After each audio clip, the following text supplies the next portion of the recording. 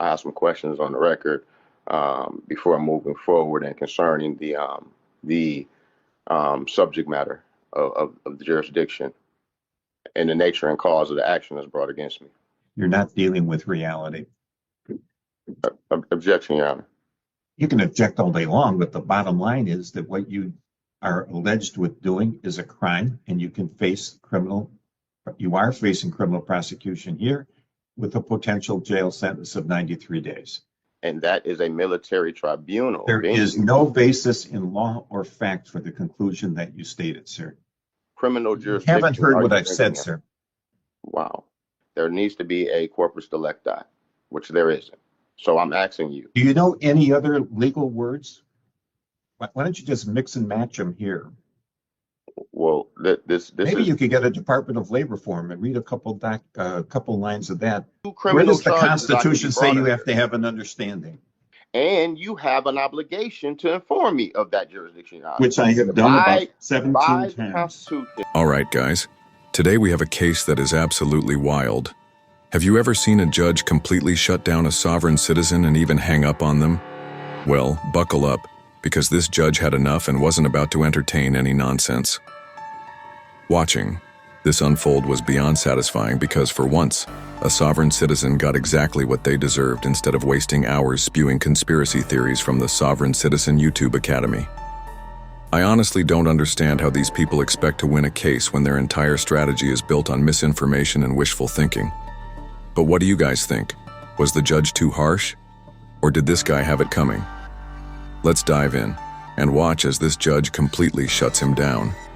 I get the impression that he may be filing a special appearance on behalf of a sovereign citizen. Hey, we've got Mr. Myrick back. This is 2500183, People of the City of Berkeley versus Kamash Daku Myrick. Magistrate, I'm just going to acknowledge my presence for the record. Patrick Gagnick. I'm here as appointed counsel on behalf of the arraignment docket this morning.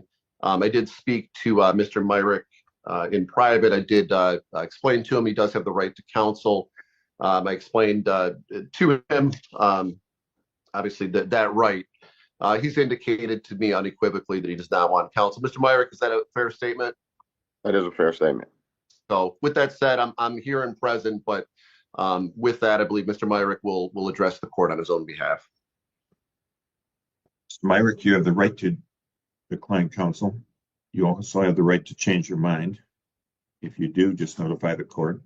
Yes, sir. You've been charged in this citation that was issued on the 22nd day of January at about 5:58 in the morning with driving in the city of Berkeley on Henley near Franklin Street while your license to do so was suspended. Driving on a suspended license is a crime for which you could be incarcerated up to 93 days and or fined $500. You have a right to a trial. Trial can be before a judge or a jury. You can act as your own attorney or you can be represented by counsel. If you cannot afford to retain your own attorney, an attorney can be appointed for you. You'd have the right to confront and cross-examine the witnesses against you. You'd have the right to testify yourself or not to testify. In the event that you choose not to testify, your silence cannot be used against you. You have the right to be presumed innocent until you're proven guilty beyond a reasonable doubt. The court's going to enter a plea of not guilty on your behalf. No, sir. I don't even understand the charges here. The charge is driving a car on the streets of the city of Berkeley while you're not licensed. You're suspended. That's the allegation. Well, I totally understand, and I would love to plead, Your Honor. But before I have some questions on the record before moving forward and concerning the subject matter of the jurisdiction and the nature and cause of the action that's brought against me. I really just try to take a plea while claiming to be a sovereign citizen? Bro, pick a struggle. I have no idea which cheat sheet he pulled from the Sovereign Citizen Academy, but this one is all over the place. Usually these people are in court claiming the government has no authority over them, or that the judge is just a corporate agent, or even that the flag in the courtroom has the wrong number of fringes. But now suddenly he wants to enter a plea? Does he not realize that pleading guilty means recognizing the court's authority? That's literally like saying you don't believe in gravity and then tripping over your own shoelaces. I've never seen a sovereign citizen try to take a plea before. Have you guys? Let me know in the comments because this is a first for me. Of the cause brought against you is a criminal charge Okay. alleging that you were operating a motor vehicle on the streets of the city of Berkeley while your driver's license was suspended by the Michigan Secretary of State. That is the nature of the charges brought against you.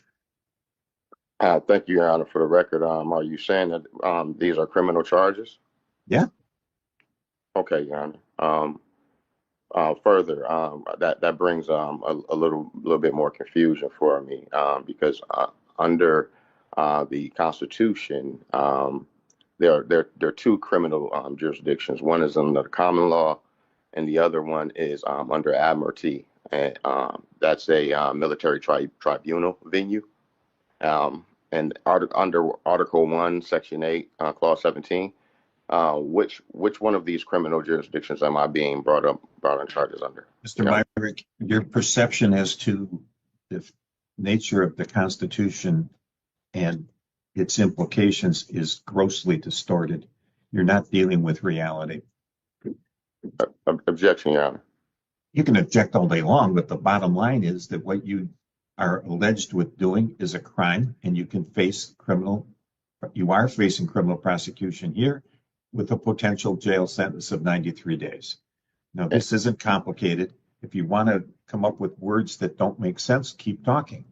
But the bottom line is that there's no correlation with what's going on here and admiralty law whatsoever. And the common law is a civil concept. We have statutes in the state of Michigan, as do all 50 of the states. The federal courts have statutes, and common law is a civil thing. There's no common law crimes. Exactly.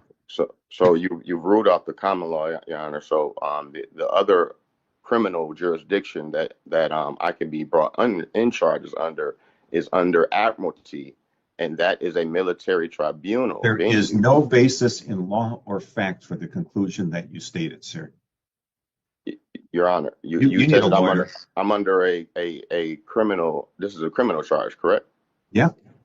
So which of the two criminal jurisdictions? You haven't heard what I've said, sir. This is not a matter of having the two choices that you have spoken to. Wow. You are misreading the Constitution of the United States, the Constitution of the state of Michigan, and the statutes that are brought against you here. There's nothing to do with admiralty. You weren't in a boat. Well, Your Honor, you two have a sworn oath of office, correct? After watching way too many sovereign citizen videos, I can confidently say their main strategy is to run in circles until the judge either taps out or they end up in an orange jumpsuit for contempt. It's like watching someone argue with a GPS. No matter how many times they say, "I don't consent," they're still on the fastest route to jail. This guy even asked the judge if he upholds his oath. Like, what does he think is going to happen? That the judge will suddenly have an existential crisis mid-trial and just let him walk? Oh no, you got me. Case dismissed. Yeah, that's not how this works. I seriously don't understand these people. How is this not a mental illness? I know, I say this a lot, but really, how do they keep thinking they're going to be the one magical case that proves sovereign citizen nonsense actually works? If someone in the comments can explain this logic to me, please do, because I am beyond confused. I am sworn to uphold the Constitution of the United States, the Constitution of the state of Michigan, and the statutes related thereto. And that means that I'm not going to... So you do have a Sixth Amendment obligation to inform me of what jurisdiction... And I think I have done that. I have told you that the people of the city of Berkeley have brought charges against you. Well, Your Honor, the people is not a person. If I'm being brought up under criminal charges, there needs to be a corpus delicti, which there isn't. So I'm asking you. Do you know any other legal words? Why don't you just mix and match them here? Well, this Maybe is you could get a Department of Labor form and read a couple lines of that into this record too.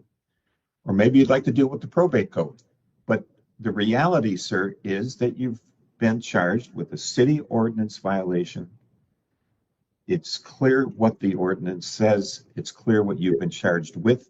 You have a right to be presumed innocent, and you have a right to a trial. We're going to set this for pre-trial before the trial. You'll be notified by mail. Do you still live on Mendota? I do, but I have What not. is your phone number? I'm not issued a plea, Your Honor.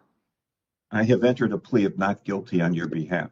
I object. What is your phone number, You cannot sir? enter a plea. I do not. I have not entered a plea. I just did. Your Honor. What is your phone number? There is no plea that you can enter in because I didn't voluntarily enter in the plea, Your Honor. I'm asking you, Your Honor. You want me to enter a plea of guilty? Under the two jurisdictions that I'm There's not two jurisdictions. There's only two jurisdictions that I can be charged under the Constitution, no, that's Your Honor. Mr. Myrick.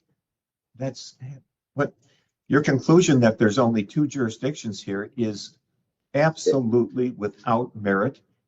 Your Honor, you said that this is a criminal charge. I'm asking you, Your Honor. I'm asking you what your phone number is. Let's get down to basics here. You're making this very hard on yourself.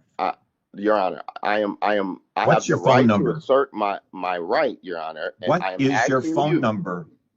Your Honor. What is your phone number? My phone number, Your Honor, is... Yes, I'd like to know it. Your Honor, we haven't even established what jurisdiction we're in. I have established that. I told you it's the people of the city of Berkeley that brought the charges against you. Your Honor, you said that three times now. You stated on the record that these were criminal charges, Your Honor. I need to have an understanding. By the Constitution, Your Honor, there are only two criminal charges. Where does the Constitution say you have to have an understanding? Say again, Your Honor? Where does the Constitution say you have to have an understanding? By the Sixth Amendment, Your Honor. The Sixth Amendment says you have to understand. The Sixth Amendment can't make you understand if you're being unreasonable. But, Your Honor, I have the right to understand what jurisdiction that I'm being brought under, and you have an obligation to inform me of that jurisdiction, Your Honor. Which I have done about 17 times. By the Constitution, under Article 1, Section 8, Clause 17, Your Honor. Mr. Myrick, your bond is $1,000 cash or surety. It must be paid within 48 hours or there'll be a warrant issued for your arrest. Your Honor. That's done. We're through. Good luck. Your Honor. Get your own lawyer. Your Honor, you have not given me a jurisdiction, Your Honor. I've given you a jurisdiction 4 times. I'm not going to waste any more time.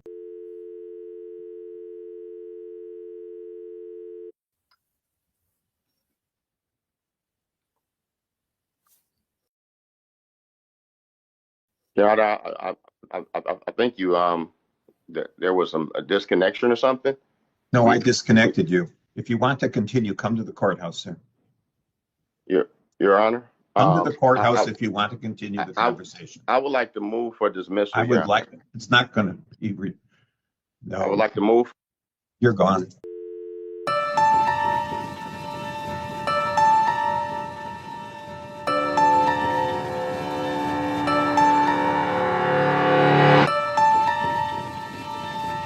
Finally, a judge who isn't playing along with the sovereign citizen circus.